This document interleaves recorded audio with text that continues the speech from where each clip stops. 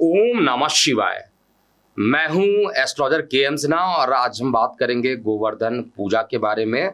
गोवर्धन पूजा कब सेलिब्रेट होगा और गोवर्धन पूजा में क्या क्या उपाय करने चाहिए, इसको हम इस वीडियो में समझेंगे। देखिए, आप लोगों को पता होगा दीपावली का जो अगला दिन होता है अर्थात कार्तिक शुक्ल पक्ष की जो प्रतिपदा तिथि पड़ती है, उसमें गोवर्धन पूजा को हम लोग सेलिब्रेट करते हैं। ये कार्तिक शुक्ल पक्ष का पहला दिन होता है।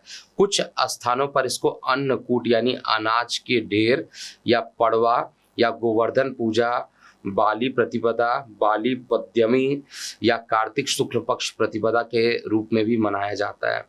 देखिए, अन्नकूट हो या गोवर्धन पूजा हो, भगवान कृष्ण जी के अवतार के बाद द्वापर युग का प्रारंभ यहीं से हुआ था, इसलिए इसको सेलिब्रेट किया जाता है।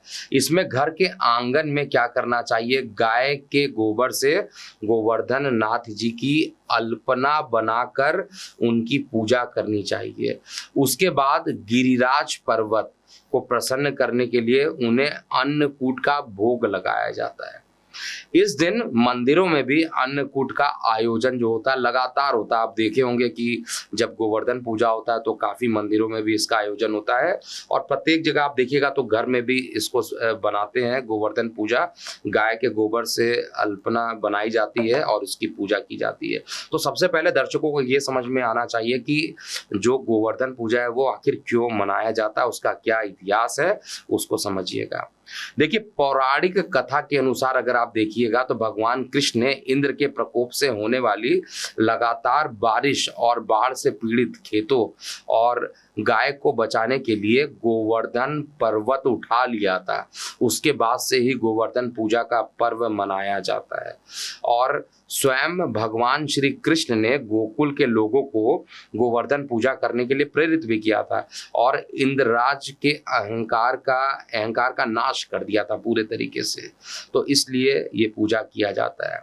अब सबसे इंपॉर्टेंट है कि पूजा तो हम लोग करते हैं, अन्न भी कूट लेते हैं, प्रसाद भी चढ़ा लेते हैं, लेकिन गोवर्धन पूजा पर क्या नहीं करनी चाहिए, क्योंकि एक भी गलती अगर आप करते हैं तो परेशानी होगी। तो आपको ये जान लेना चाहिए कि क्या करना चाहिए, क्या नहीं करनी चाहिए। तो गोवर्धन पूजा और अन्नकूट का आयोजन जो होता है बंद कमरों में बिल्कुल नहीं होता, इस बात का ध्यान दीजिए। गायों की पूजा करते समय भगवान कृष्ण की पूजा करना बिल्कुल ना भूलिए। परिवार के सभी लोग अलग अलग होकर पूजा ना करें, एकत्र होकर ही करें। पूजा में सम्मिलित लोग काले रंग के वस्त्र बिल्कुल ना पहन कर आए, या तो हल्के पीले पहनिए या नारंगी रंग के वस्त्र पहनिए। गोवर्धन पूजा के दिन गाय और जीवों की सेवा जरूर कीजिए। आज के दिन अगर गोवर्धन पूजा की परिक्रमा आप करना भूल जाते हैं तो ये भी अपने आप में परेशानी का कारण बन जाता है। तो परिक्रमा जरूर कर लीजिएगा और गोवर्धन पूजा की विधि क्या होता है उसको समझिए। देखिए, दीपावली के अगले दिन जो है ब्रह्म मुहूर्त में उठकर पवित्र स्नान आपको करना चाहिए, मंदिर की सफाई करनी चाहिए, अपने घर के मंदिर में दिया जलाना चाहिए, गाय के गोबर से गोवर्धन बनाएं और विधि अनुसार ही आपको पूजा करना चाहिए। साथ ही इस दिन भोग बनाकर गोवर्धन मूर्ति को प्रसाद के रूप में चढ़ाएं, गोवर्धन मूर्ति की परिक्रमा करें।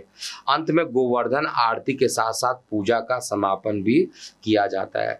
जो गोवर्धन पूजा है इस बार 14 नवंबर 2023 को गोवर्धन पूजा का जो मुहूर्त बन रहा है वो प्रातः काल 6:43 से लेकर 8:53 तक का है। कुल मिलाकर 2 घंटे 10 मिनट का ये मुहूर्त बन रहा है।